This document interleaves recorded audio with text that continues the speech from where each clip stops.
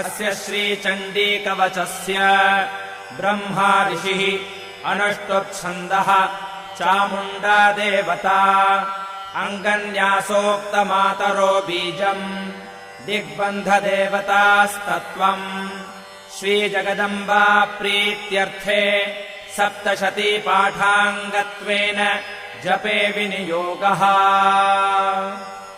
ॐ नमश्चण्डिकायै।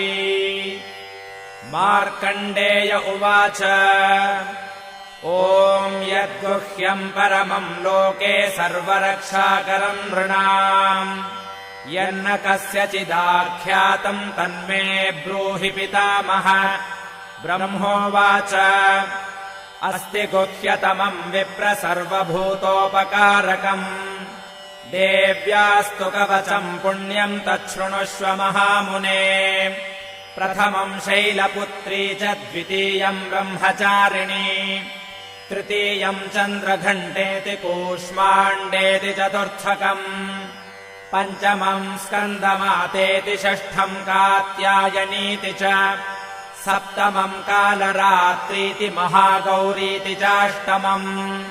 नवमम् सिद्धिदात्री च नवदुर्गाः प्रकीर्तिताः। उक्तान्येतानि नामानि ब्रह्मणैव महात्मना अग्निना दह्यमानस्तु शत्रुमध्ये गतोरणे विषमे दुर्गमे चैव भयार्ताः शरणम् गताः न तेषाम् जायते किञ्चिदशुभम् रणसङ्कटे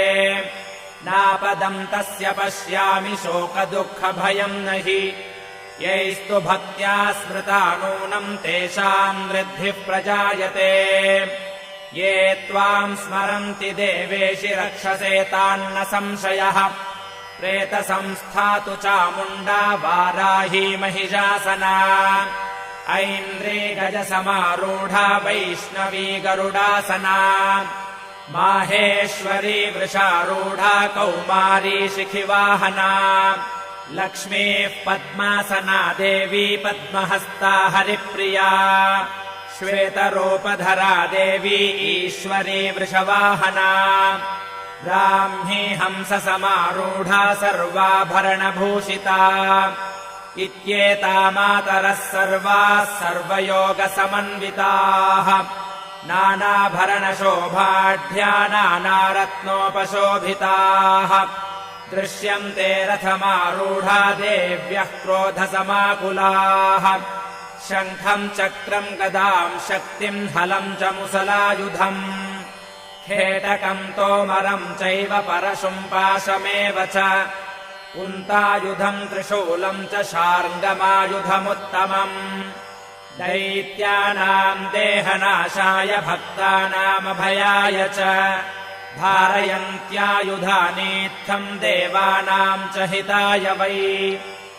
नमस्तेऽस्तु महारौद्रे महाघोरपराक्रमे